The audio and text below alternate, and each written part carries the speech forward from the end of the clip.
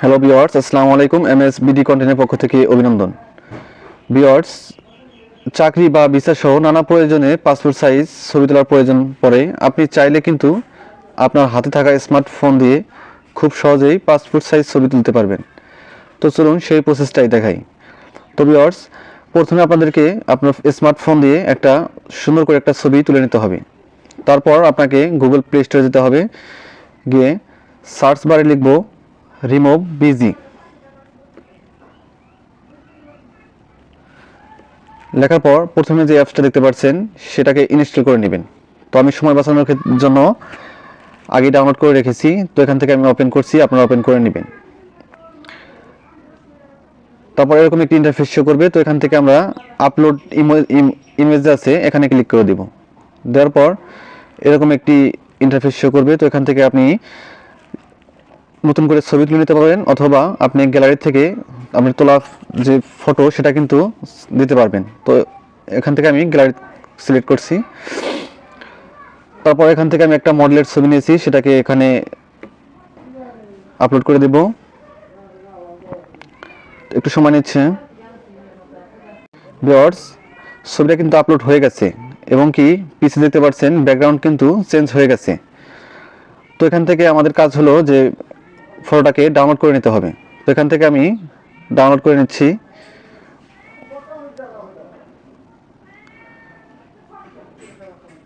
তো ভিউয়ার্স, ফটোটা কিন্তু গ্যালারিতে ডাউনলোড হয়ে গেছে।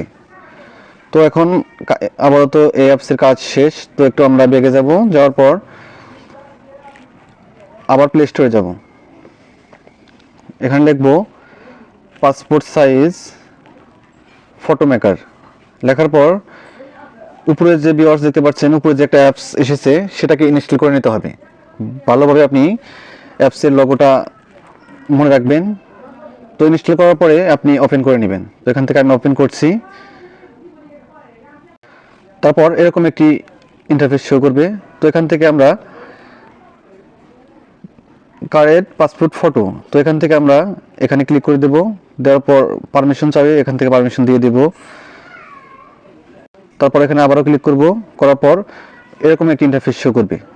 তো এখান থেকে আপনি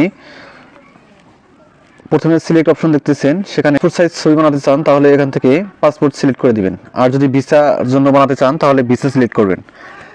নিচে দেখতে পাচ্ছেন স্ট্যাম্প সাইজ। তো এখান থেকে বিভিন্ন সাইজ আছে, সেখান থেকে কিন্তু বিভিন্ন সাইজে ফটো বানিয়ে নিতে পারবেন। তো নিচে সবার নিচে দেখতে পাচ্ছেন কাস্টম সাইজ। এখানে আপনি আপনার মন মতো সাইজ দিয়ে কিন্তু ফটো এডিট করতে পারবেন। তো এখান থেকে আমি উপরে যেহেতু পাসপোর্ট সাইজ ছবি বানাবো, সেক্ষেত্রে আমি উপর কাটে দিয়ে দিচ্ছি পাসপোর্ট।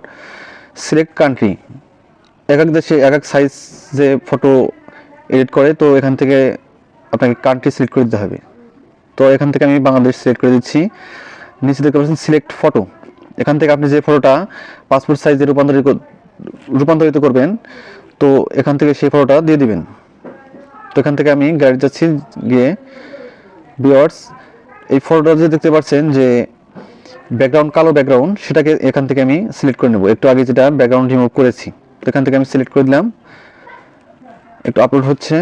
তো ভিউয়ার্স, এরকম কিন্তু অ্যাড শো করবে। তো অ্যাডটা শেষ হলে এখান থেকে স্কিপ করে দেব। স্কিপ করে দিলাম। তো ভিউয়ার্স, দেখতে পাচ্ছেন আমাদের সামনে কিন্তু পাসপোর্ট সাইজ ছবি হয়ে গেছে। তো এখান থেকে আপনি সাইজ একটু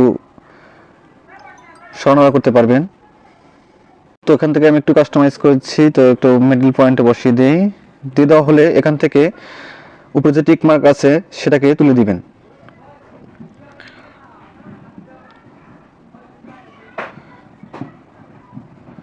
তো ভিউয়ার্স, আমার ছবিটা কিন্তু অলরেডি সেভ হয়ে গেছে। তো এখন আমি আপনাকে গ্যালারি থেকে দেখাচ্ছি।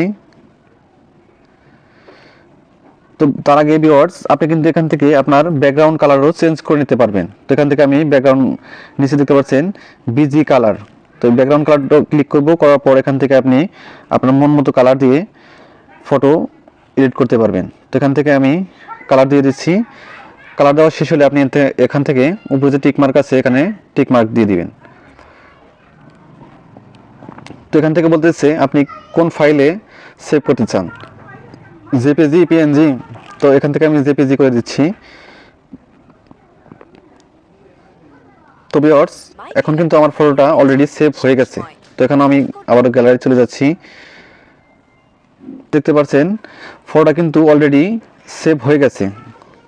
তো এভাবে আপনারা ঘরে বসেই পাসপোর্ট সাইজ ছবি বানিয়ে নিতে পারবেন। ভিডিওটা ভালো লাগলে লাইক দিয়ে দিবেন আর অবশ্যই আমাদের চ্যানেলটিকে সাবস্ক্রাইব করে দিবেন। ধন্যবাদ এতক্ষণ সাথে থাকার জন্য।